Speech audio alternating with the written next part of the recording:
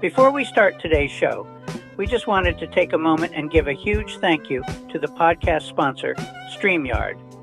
With StreamYard, you can stream directly from your browser, create a broadcast, show comments on screen, and see all of your comments in one place. With StreamYard, you can record HD video and audio.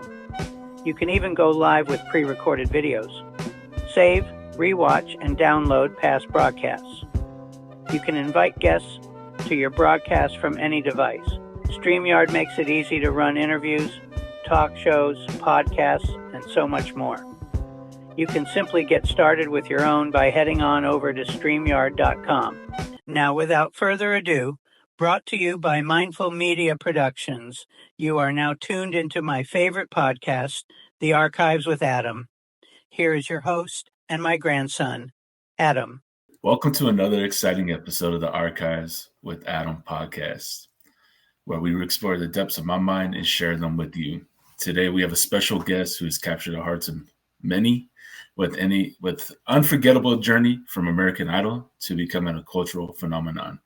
He's not only known for his iconic audition, but he has since carved out a unique path blending his talents in music, speaking, and now even a licensed insurance agent, while serving as a senior statistical analyst at the Sheriff's Department as well. Join me in welcoming the multi-talented and inspiring William Hung. Thanks, everyone. How you doing, William? It's so great to have you on here, getting to chat with you, getting to know you a little bit more than American Idol as well. Yeah, I want people to know me and my other like you said, multi-talented, right? Other aspects of my identity besides American Idol shebangs guy. Exactly. And that's something that we had talked about before this episode is, I want people to know who you are. We all know you for shebangs, but there is more to you. And I would love to get to know that as well. Yeah, I love numbers and math. When I was growing up, I already know the multiplication tables like very, very young age. I'm very good at that. And then I apply that talent to video games, to trading card games when I was in middle school and high school. I even made it all the way to the top 32 of the world championships for Pokemon trading card game. That's crazy. I used to play Pokemon back in the day, the games, trading cards, but I could have never imagined being, top of it. So that's some dedication. Did you have some favorite Pokemon that you like to have, run with in your decks? Yes, my favorite Pokemon at the time is a shark Pokemon. It's called Sharpedo. Okay, man, I remember that. I remember it, but it's like that was way back in the day. Yes. Okay. What kind of video games did you play? What were some of your go-tos? I played the Pokemon as well. All the way up to the Diamond, the Sapphire. From the beginning, the Yellow, Red, whatever, Blue. Yeah, I played almost all of them. And then other games I would play, I love strategy games. So I like Civilization. I also liked role playing, like Final Fantasy. Okay. Yeah, no, it's awesome. Great games. Did you play the Pokemon trading card game? I'm sure I already know the answer. I of course. Yes. Gotcha. Okay. So yeah, man, that's awesome to hear about that, and you sharing that with me. Now, when we spoke to get this all set up, again, you mentioned that you work for the Sheriff's Department right now as a senior statistic analyst. Yes. What made you get into that? Like, what made you say, hey, this is what I want to do? Well, I also really like math and science in high school. So I competed in the like a local trivia competition for school. And then I actually made the local TV, like the semifinals. I still remember this. Yeah, but then I froze up. My brain froze up that was the first time all the cameras and lights were shining on me, and I was so nervous. I just did. I don't know what I could do, and that may be the like a pre-shadow for what's about to come later, right? So yeah, I put myself out there. It wasn't, I got to where I wanted to go, but it wasn't the way I wanted to finish, and then I got us. But the good news is that I'm not a very good test taker, but my academics was really good, so I got accepted into UC Berkeley. So I started my journey to study for the civil engineering, and then I struggled because college is so different from high school. I thought high school was easy, but college not so easy. I thought something needed to change. Then one day I saw this poster for a school talent show, and then I wanted to try. I at the time I was watching the music video from Ricky Martin's She Bangs, and then I tried to imitate him the best I could. But the problem was that looking back, Ricky Martin was very fit, very sexy guy, and I'm just this couch potato, total geek, and that's why I couldn't do what he do, no matter how hard I try. Gotcha. Now, hey man, you know what? And that's my hat off to you, because you will never catch me on American Idol. You'll never catch me doing karaoke. So I give you so much props for that, especially on live television. Yeah.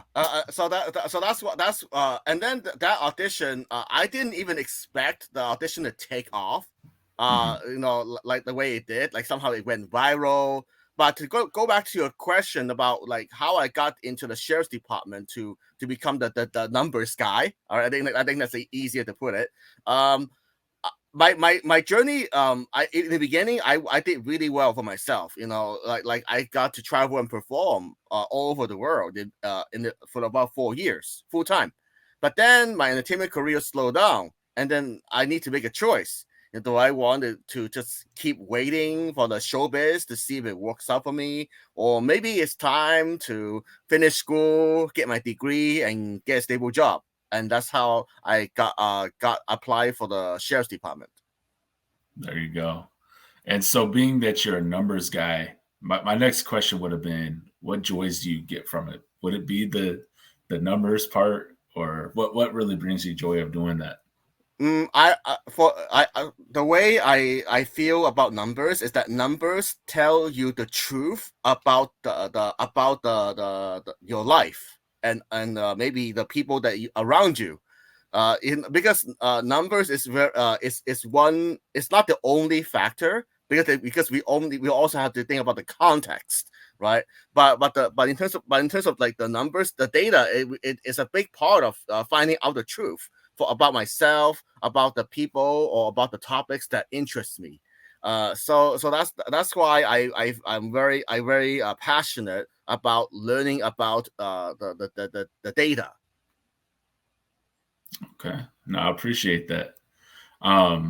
So you do motivational speaking, you work with the sheriff's department, and you even are a licensed insurance agent.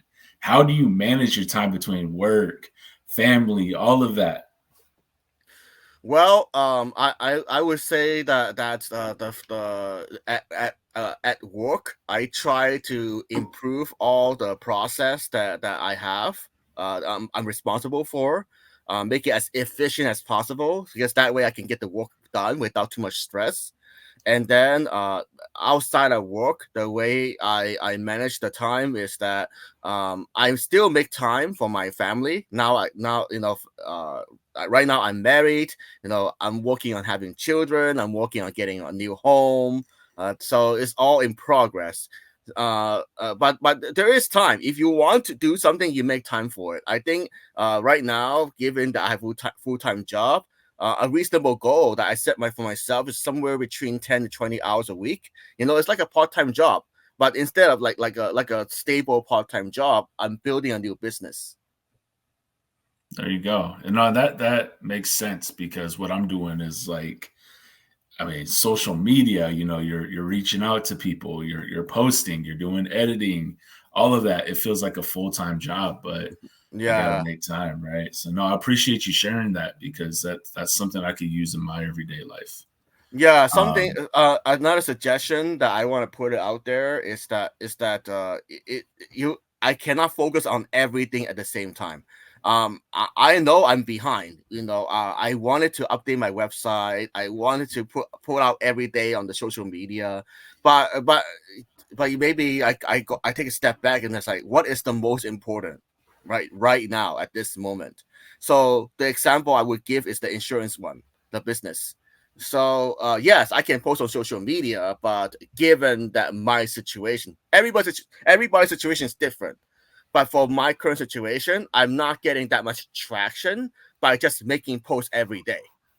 I tried it. It's not, and I see that same for many people. Most people, when they might even have thousands of posts, but if you look at and that goes back to the numbers, the data. What is the truth? If if you're getting less than 1,000 views and you're not getting a lot of direct messages, it means that you're not getting the result you're looking for.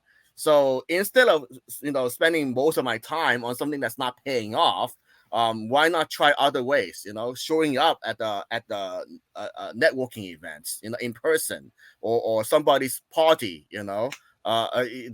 Try some. Don't be stuck in one way. oh, for sure. It all makes sense. It all makes sense.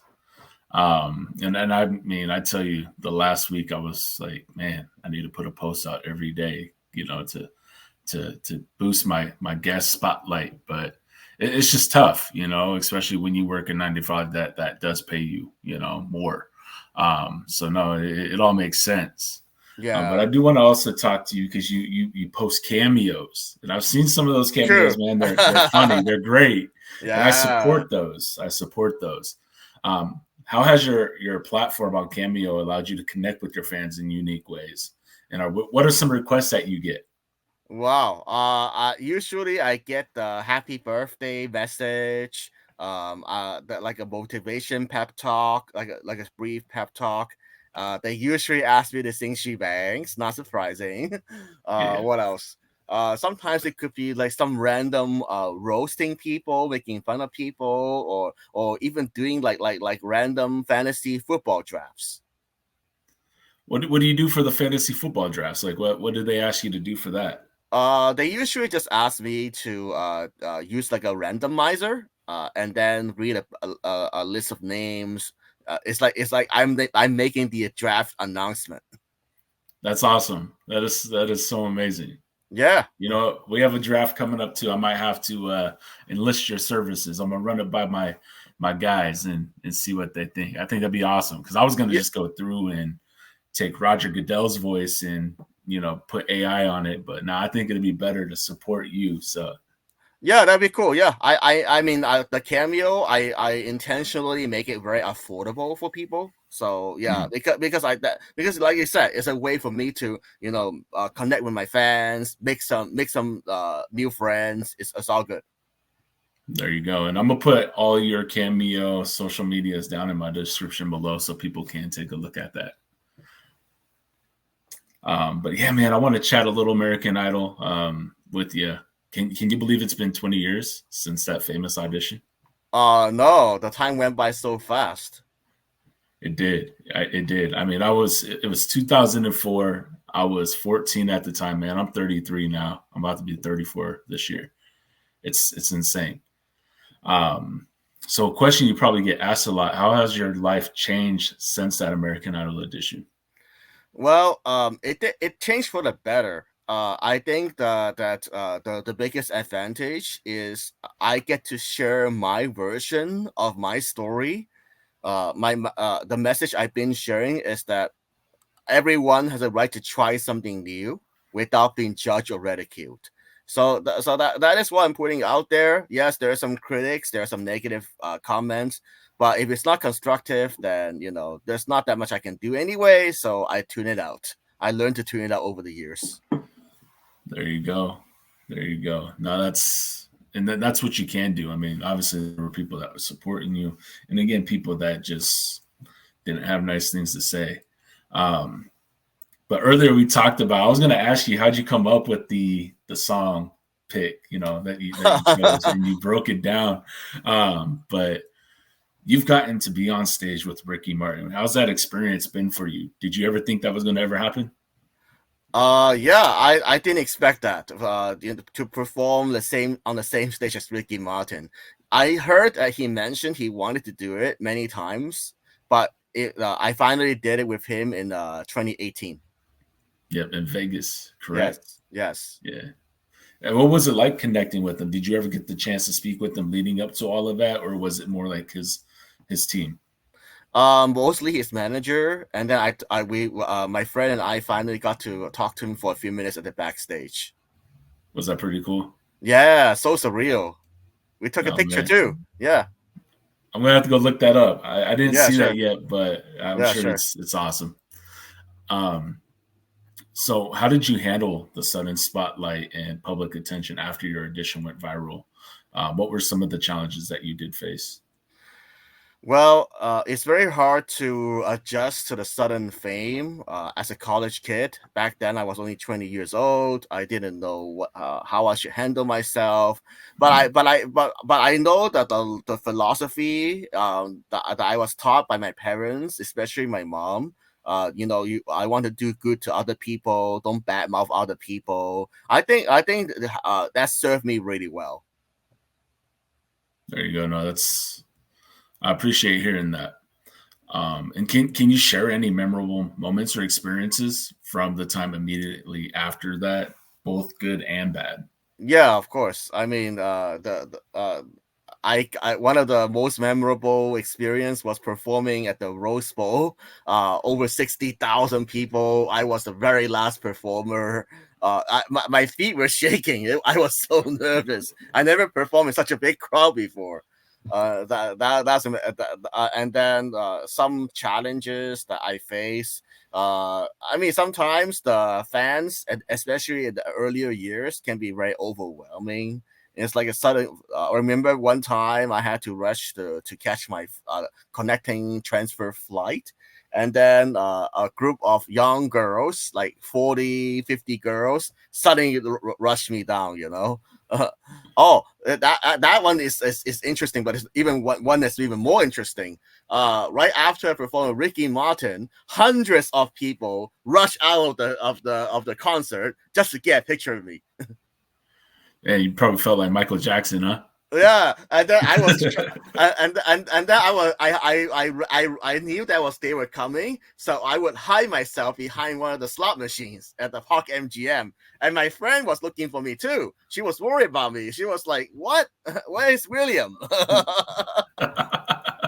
That's awesome, man. Rose Bowl, man, that's amazing. That many people, and you were the last performer, so that must have said something to you, right? Yeah. What lessons have you learned from this journey and the experiences that you've had since then? I learned that I want to speak the facts, the truth. I think honesty is still the best policy, but the way I want to approach it, is that I want to try to be as positive as I can. Focus on the facts. Don't go attacking other people personally. And then other times, also stand up for myself. It's okay to say no to some projects and requests that don't align with my values.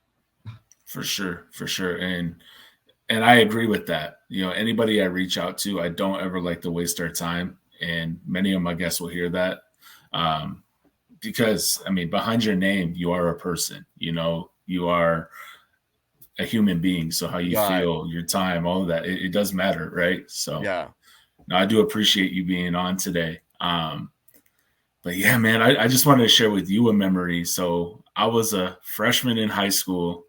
Again, you were hot coming off of American Idol. It may not have been the way you wanted it to end, but you had come out to Washington here in Washington State, and you did a show at one of our local little shopping malls, little strip. Oh yeah, right. Do you remember that with the Sonics dancers? Yeah.